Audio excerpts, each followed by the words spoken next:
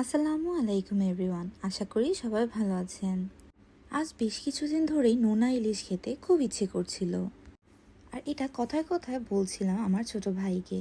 সে এই কথা শোনার সাথে সাথেই আমার জন্য নোনা ইলিশের ব্যবস্থা করে ফেললো। তাই আমিও দেরি না করে চলে গেলাম এটিএমে গিয়ে টাকা তুলে নিলাম। টাকা নিয়েই আমি চলে যাই মাছ বাজারে এবং কিনে নেই 4টা ইলিশ মাছ, সাথে এই মাটির পাত্রটাও কিন্তু আমি কিনে নিয়েছিলাম। যার থেকে আমি মাছ কিনেছি তাকে দিয়ে আমি মাছটা মাখাবো ভাবছিলাম।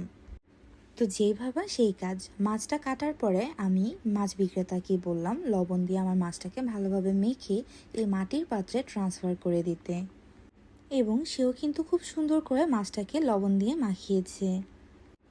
মাশাল্লাহ, আপনারা যদি নোনা ইলিশ বাসায় সংরক্ষণ করে খেতে চান তাহলে এভাবে মাটির পাত্রে করে সংরক্ষণ করবেন।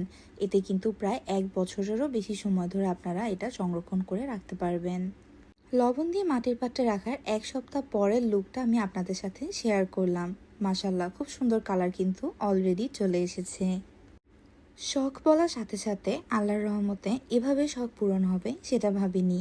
আল্লাহর কাছে শুকরিয়া, এবং আমার ছোট ভাইকেও ধন্যবাদ। আজ এ পর্যন্তই, দেখা হবে আবার আগামী ব্লগে। আসসালামু আলাইকুম।